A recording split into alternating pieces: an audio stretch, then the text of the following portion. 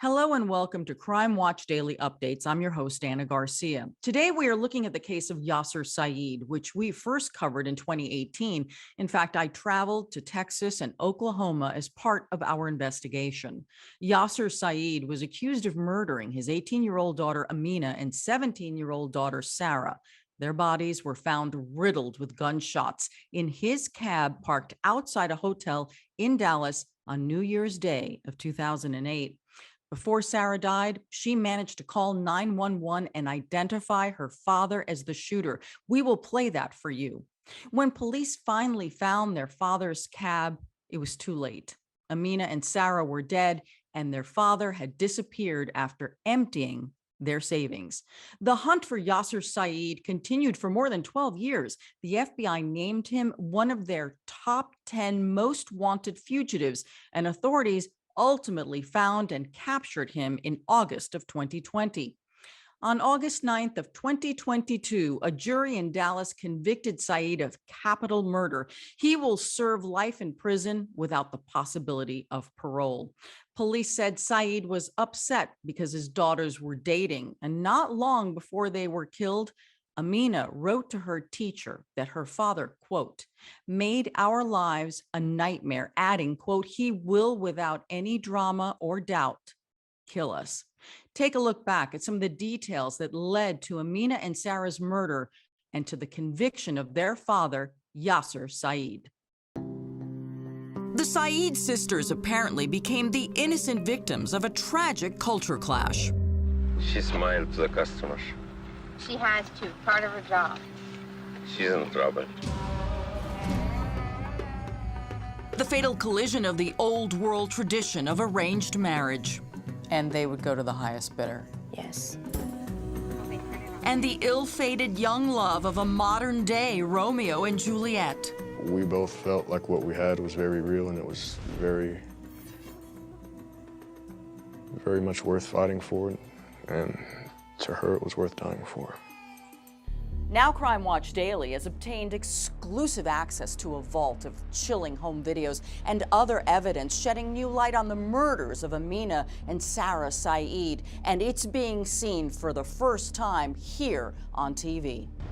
We believe that we put pressure on law enforcement to create some more activity on the case.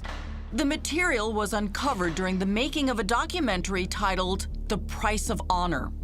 Okay, turn it off, Dad.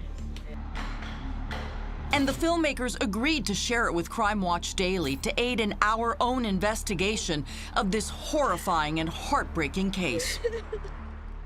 It was really hard to understand that a father would put their daughters through something like that. Who does that?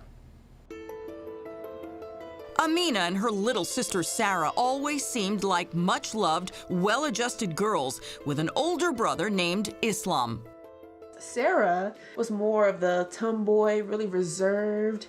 Amina was more of a social butterfly. She was very outspoken.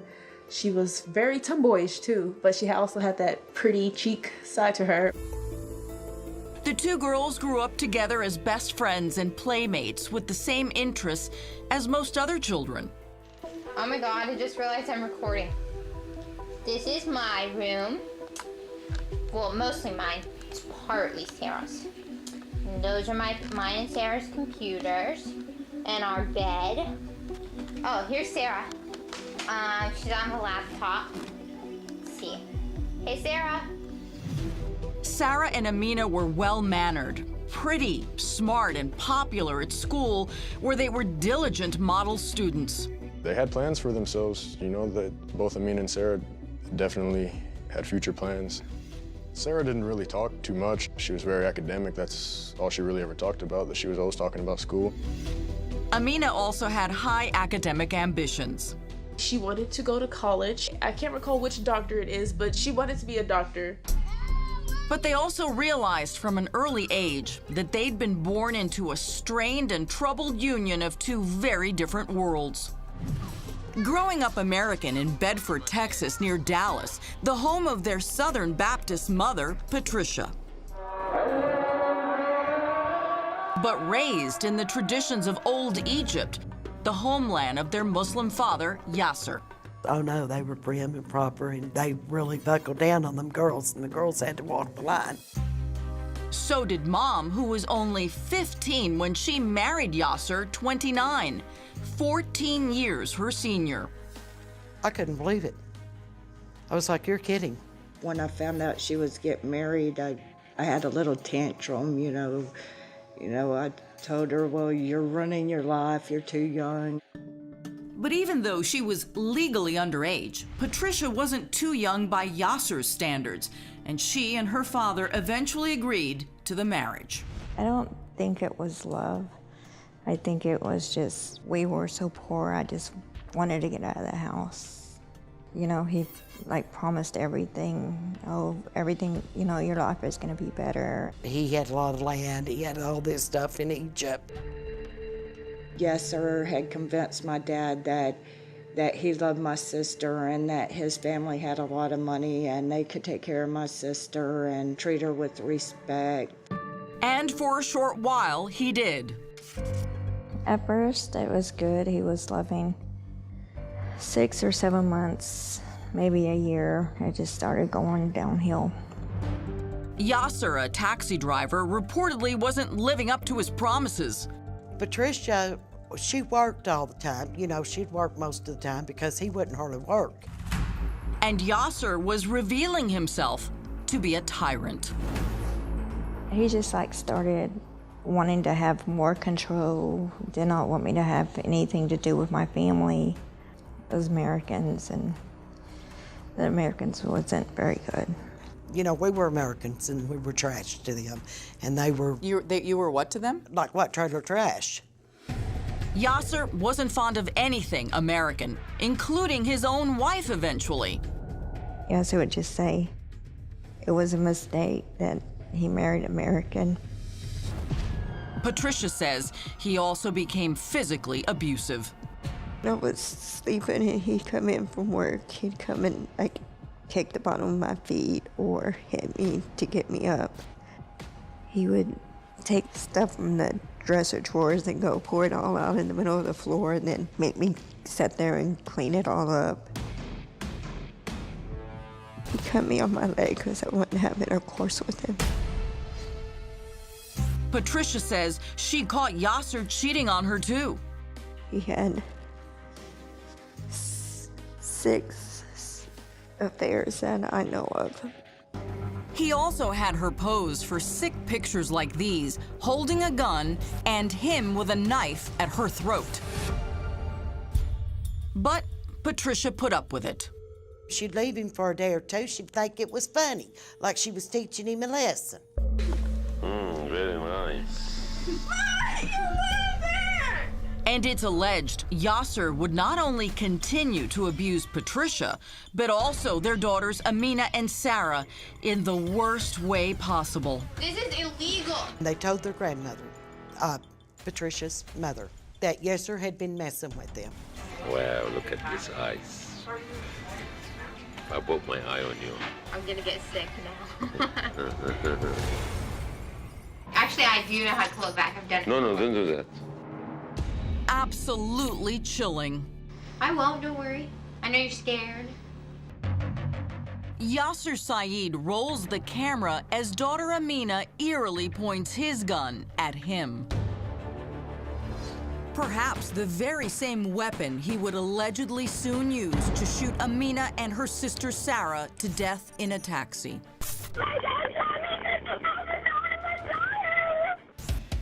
And maybe also the same gun their Aunt Jill says Yaser used to terrify, intimidate, and threaten the teenagers when he would fly into wild fits of rage. He would wake them girls up in the middle of the night waving a gun, threatening them that they were going to do what he says, or he was killing them. Amina reportedly told friends and family members her father also physically abused them, just as he allegedly abused their mother, Patricia. You know, he used to beat the girls. He'd beat the girls. Amina sent emails to friends detailing what her father did to her, claiming, "He kicks me in the stomach, kicked me in the face with his boots, tells me to sit up, whore." She would tell me more and more, just horror stories about him, basically. But none more sickening than the allegation that Yaser abused his daughters in the worst way imaginable when Amina was just 9 and Sarah 8. They told their grandmother, Patricia's mother, that Yaser had been messing with them. And by that you mean sexually abusing them, yes. Mom Patricia moved out with the kids and reported the incident to the police. They talked to Amina, they talked to Sarah. You ought to get the transcript and read it. You'd be shocked at what these little girls said that he did to them. We did, in fact, read the police report, and yes, the girls actually accused their father of raping them. Do you believe that the girls were telling the truth? Yes, I do. But then Amina and Sarah suddenly recanted their story. And that was investigated by the Hill County Sheriff's Office, and the charges were later dropped by them. But the kids' Aunt Jill claims Amina told family members that her mom and dad forced them to say they'd made it up. Yaser and her made the kids recant their story and say that it didn't happen to keep him out of jail. It could be that they felt pressured or they were scared and didn't want to see that parent get in trouble. Now Yaser was free to allegedly continue abusing his daughters well into their teens. Don't even think about it. Sarah sleep with her pants? Good, that's for record, Dashan. People see how you sleep with your clothes. Man! Nice legs. This home video Yaser shot in his daughter's bedroom is just plain creepy. Very nice. Mom, you live there! Yeah. Get out! I'm erasing this tape. No, you can't. Yes, I will. Are you drunk? This is illegal. Do I videotape you when you're sleeping? Do you think that those videotapes support the possibility that they were sexually abused? Definitely, that footage supports the fact that he was very abusive to them. There were no more allegations of sexual abuse, but these interactions Yaser videotaped with Sarah and Amina appear to have some troubling sexual overtones that obviously made his daughters squirm. Wow, look at these eyes. If I put my eye on you. I'm gonna get sick now. Okay, turn it off, Dad. But Yaser reportedly didn't want any other men looking at his daughters without his approval. He believed in arranged marriages and didn't like the girls having boyfriends. In fact, Jill says Yaser was already trying to find them husbands in his own homeland. He had took Amina when she was 16 to Egypt and tried to marry her to a 40-something-year-old man. And Amina said no. But Ruth Trotter, the mother of boyfriend Joseph, who Amina kept secret from her father, says Yaser wouldn't take no for an answer. She told my son that her father had plans for both girls once they graduated to be in a forced marriage. And that's why they were going to Egypt during the summers, because he was introducing her to men that, I guess, potential suitors. And they would go to the highest bidder. Yes. Amina and Sarah were horrified.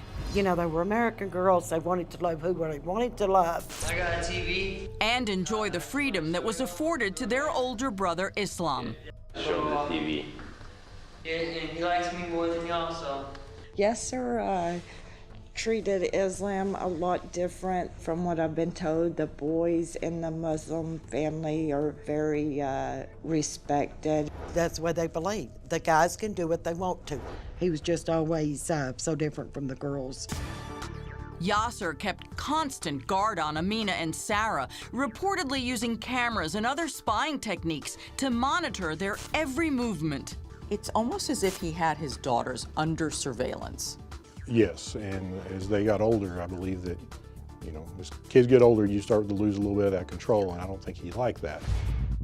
It's alleged Yaser had bugged their cars and was getting into their computers and phones. He was checking cell phone bills, finding numbers on the cell phones. He would go back and then he would call those phone numbers to find out if the number belonged to a male or female, to see who they were talking to.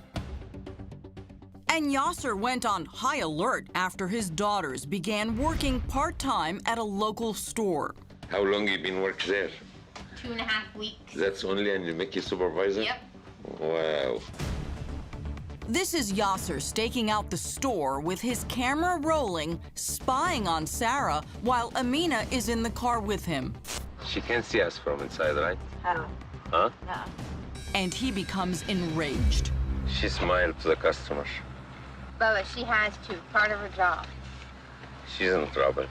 How would you describe a father trailing his daughters and videotaping them at work and at school and outside and in the backyard? Yeah. It's creepy. Yeah, it's real creepy, and he did it all the time. Then Yaser would make a discovery that cops say would prove fatal for Amina and Sarah. Our belief is that this is what drove him to ultimately kill them. It was more than just puppy love. We both felt like what we had was very real, and it was very, very much worth fighting for. Amina Said and Joseph Moreno were like Romeo and Juliet. And to her, it was worth dying for.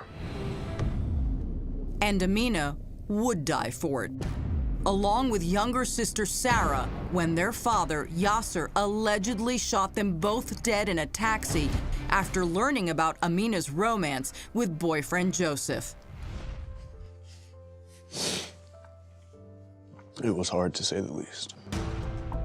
Joseph and Amina had fallen in love at first sight when they were both young teenagers in the same martial arts class. They're seen here in a home video uncovered during the making of the documentary, The Price of Honor. She walked in, and I was like, oh man, who is that girl? And I was immediately attracted to her. Amina felt the same attraction. I would describe it as your stereotypical young teenage love. They were together almost every day of the week. It didn't take much time for us to start a relationship, a serious relationship. And went from, hey, I like you, to I love you. The young lovers would be bound at the heart for 4 years. We were really in love with each other. Joseph's mother, Ruth Trotter, fully approved of Amina. First of all, she was strikingly beautiful. She had these amazing, beautiful green eyes and a smile. I mean, to know her was just to fall in love with her. We used to write like little love notes to each other pretty much every day. When we would come to class, we would just trade notes with each other, you know. During the day at school or whatever, we would just write whatever we thought, and it became like a daily thing. Joseph and Amina were also best friends. She was the kind of person I could have had the worst day at school, maybe arguing with my mom or something, and within a minute of being around her, nothing else mattered.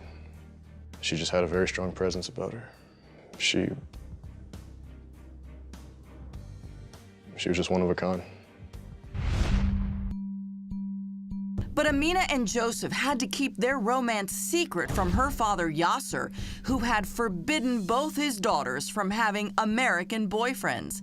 And she started telling me, just little by little, that it was more than just him being protective, it was more him being controlling and abusive. Joseph felt her pain. I wanted to get her away from that so bad. She was such a good person. She didn't deserve to live like that.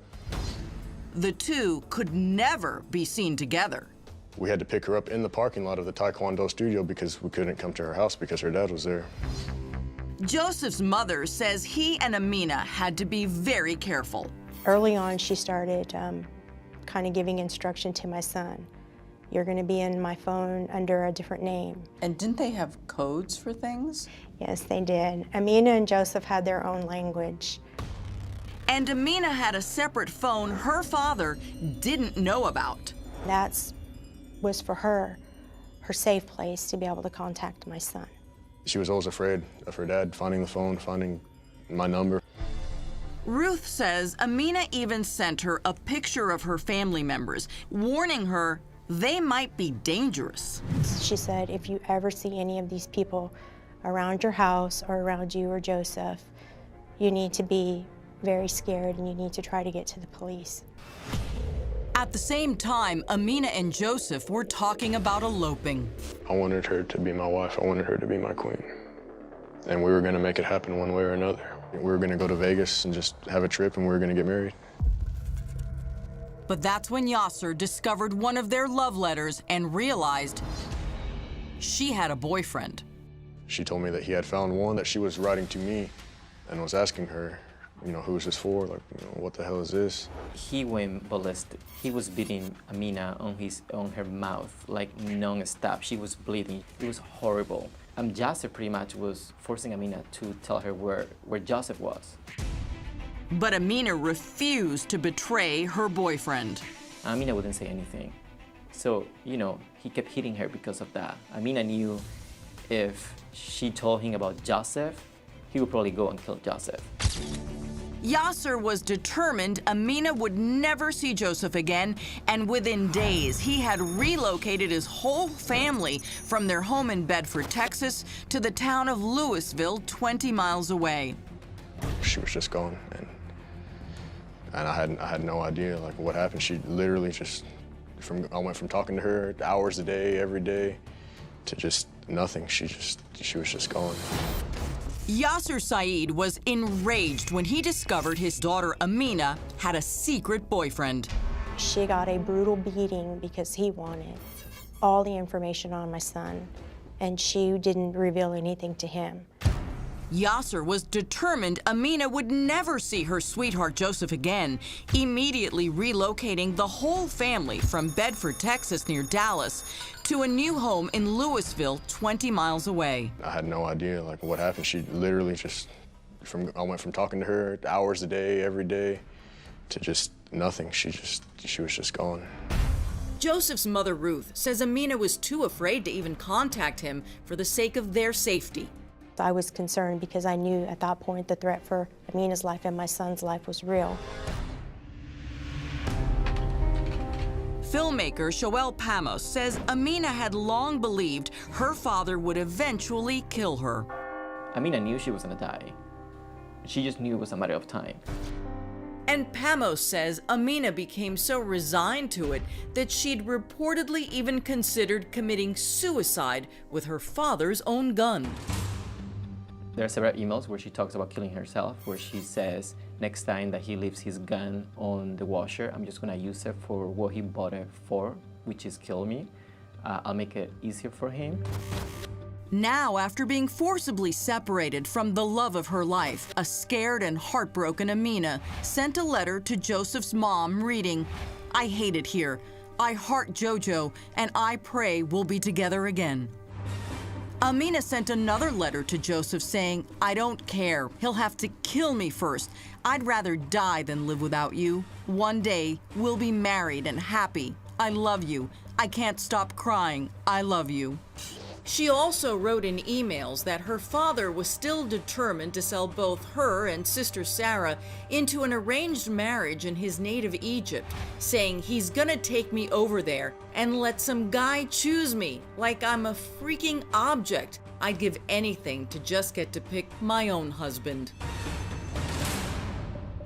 And when Amina finally refused to take part in an arranged marriage, her Aunt Jill says a furious Yaser reportedly threatened to kill both her and Sarah, whom he discovered had a secret boyfriend too. He had pulled a gun on him that day, and he was going to kill me.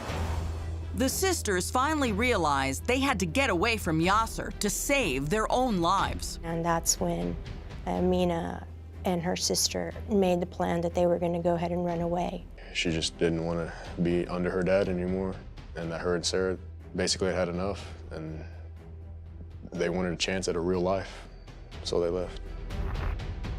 And Mom Patricia fled with them, driving to Tulsa, Oklahoma, where they leased an apartment to hide out. When we left, we took our SIMS cards out of our cell phones and we broke them in half and threw them in the trash. The first thing that the father would try to do was try to track them from their cell phones. And after they left, they got another one from, some small carrier. The first thing Amina did was call the sweetheart she'd been pining for. And we started talking again, and we realized everything that we felt was still there. And just because things had gotten a little crazy, that there was no reason to give up on it. But Yaser wasn't giving up either, trying to find his runaway wife and daughters through her family. He was trying to say that he wanted them to come home, and I told her it's a trick, just don't go back, just stay away. Their mom, Patricia, would make the mistake of calling him, and once Yaser had their new number, he was relentless.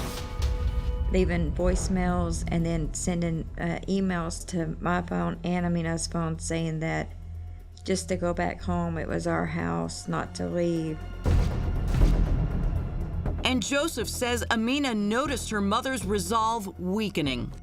She was very worried because her mom was having second thoughts. Then a fateful decision. We agreed on going back to Texas. That was a horrible idea, just to stay gone.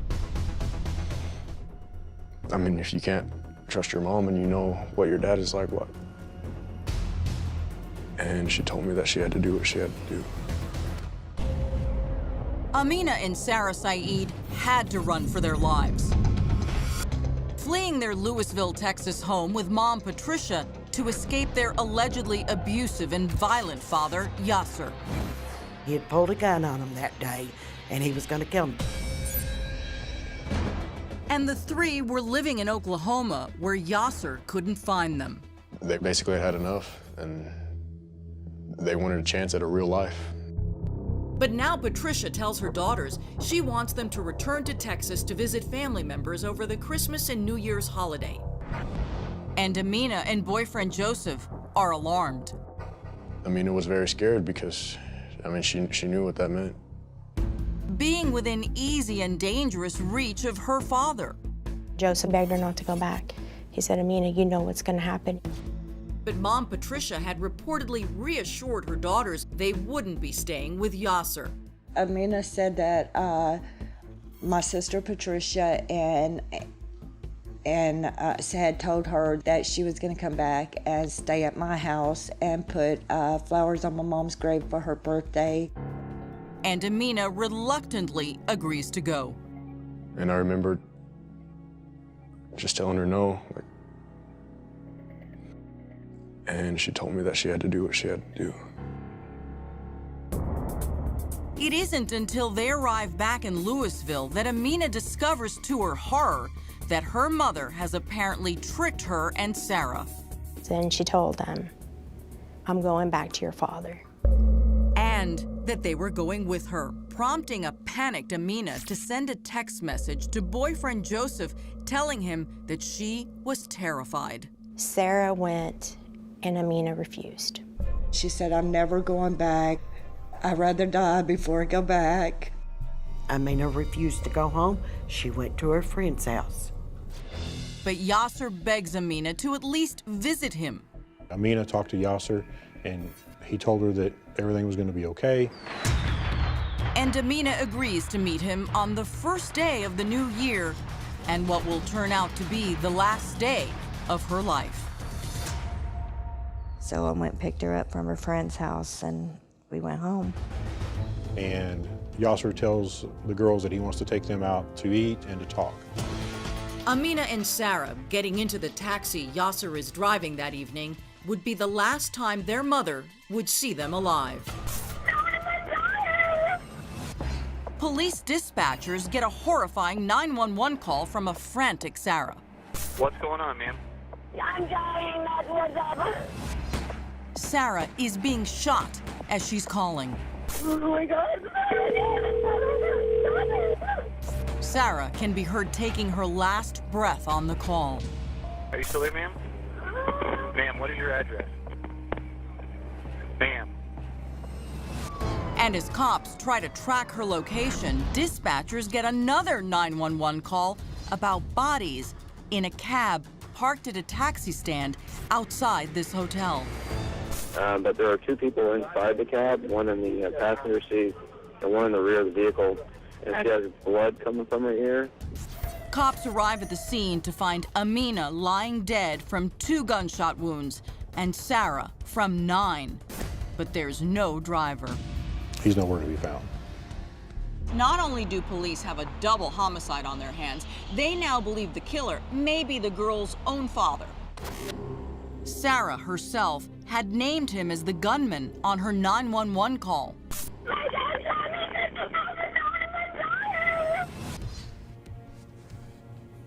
I don't know. I just can't believe that Sarah, after being shot like that, could still manage to call 911 and identify her killer. The officers, they began searching the area. They began searching the home, any place that they could think of that he might go. And as cops continue hunting for Yaser, heartbroken friends and family learn of the murders. I couldn't believe it. I was just shocked. I was like, you gotta be kidding me. How did Yaser get the girls? How did he get them? I was just like bawling, crying, because I couldn't believe it. Like, it was just so surreal. Of course, I didn't believe it. For Amina's sweetheart Joseph, it's a tragic end to their Romeo and Juliet love story. That's really when all the what ifs, all the hope just died. The love of his life was executed. And there'll never be any more Joseph and Amina. All the rage in the world couldn't reverse it. Losing Amina leaves Joseph devastated. I lost my grip on reality for more than a little while. He was crying 24 hours a day. He couldn't eat, he couldn't sleep, he couldn't drink. That I could get out of bed and go brush my teeth was an accomplishment in itself. We had to seek help for him, medical help. Nobody can believe a father would kill his own daughters. He's a monster. Nor can their mother's family imagine why she would allow them near Yaser after all the abuse and death threats he allegedly already inflicted upon them. I don't have no sympathy for any mother that would lie and trick their girls and put them through what she did all their lives. Do you believe that going back to Texas was a death sentence? Yes, I do believe that it was, definitely. They knew if they ever went back that he would definitely kill them. Shoel Pamos came to the same conclusion while making the documentary, The Price of Honor. Did Patricia knowingly bring back those girls into harm? According to everybody that I've talked to, through the investigation that we did for the documentary, yes. It's definitely yes. But Patricia insists she never imagined Yaser would murder their daughters. Who would think that their father would kill them? And Detective Eric Curtis says her judgment may have been affected by the abuse she also allegedly suffered at the hands of her husband. It's not uncommon that when a person is a victim of domestic violence that they have a hard time getting away from that abuser. And have a hard time protecting their daughters? Yes. Detective Curtis blames the murders of Amina and Sarah on a fatal culture clash. Our indications are that Yaser was upset about Amina and Sarah's Western lifestyle that they were living. And the detective says that finding out, first that Amina had an American boyfriend and that Sarah had one too, sent Egyptian-born Yaser over the edge. Our belief is that this is what drove him to ultimately kill them. Some say the heinous crime was what is known as an honor killing. It's a cultural belief, you know, that if you don't honor my name, I'm gonna honor my name myself. I'm gonna kill you to clean the shame. This is a double honor killing. This is exactly what this is. What's honorable about this? Nothing's honorable. They think it is, but it's not. But Detective Curtis alleges it's something else. At the end of the day, it's just murder. I mean, he murdered his two daughters.